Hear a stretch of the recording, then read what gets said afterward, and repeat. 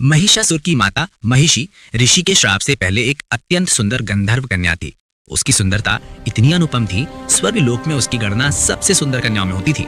एक दिन वो अपनी कुछ सहेलियों के साथ एक शांत तालाब के किनारे अटखेलियां कर रही थी। वे एक दूसरे पर पानी उछालते हुए हंस खेल रही थी। तभी उस गंधर्व कन्या की दृष्टि पास ही तालाब के किनारे तपस्या में लीन एक महर्षि पर पड़ी, जो ध्यान मुद्रा में बैठे हुए थे। उसके मन में शरारत उत्पन्न हुई।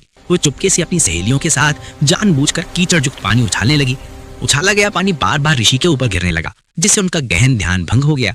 ऋषि ने आंखें खोली और तुरंत समझ गए कि यह सब जानबूझकर किया जा रहा है। वे अत्यंत क्रोधित हो उठे और बोले, हे गंधर्व कन्या, तुमने अकारण इस पवित्र जल को कीचड़ युक्त कर दिया। ऐसा कृत्य तो भैंस जैसे पशु करते हैं। तुम्हारे इस कर्म से मेरी तपस्या भंग हुई है। जाओ, आज से तू भैंस बन जा, तुझे भैंस जैसी काया प्राप्त हो। सुनते ही कन्या ने हाथ जोड़कर ऋषि से क्षमा मांगने लगी। उसकी करुण पुकार सुनकर ऋषि का हृदय द्रवित हो गया।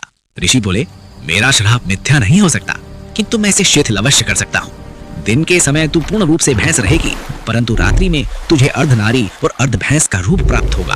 और जिस दिन तू एक पुत्र को जन्म देगी, उसी दिन तू इस श्राप से पूर्णतः मुक्त हो जाएगी। उसी दिन से उस गंधर्व कन्या का नाम महिषी पड़ गया। दिन में वो भैंस के रूप में रहती थी और रात में अर्ध नारी अर्ध भैंस बन जाती थी। एक रात्रि असुरों का राजा रंभवन में विचरण कर रहा था। तभी उसकी दृष्टि महिषी पर पड़ी। उसके सद्बुद्ध रूप को देखकर रंभ आश्चर्यचकित रह गया। उसने महिषी से उसके स्वरूप का रहस्य पूछा। सुनकर रंभ उसके प्रति आकर्षित हो गया और उससे प्रेम से विवाह हो गया, और उनके मिलन से महिषी गर्भवती हो गई।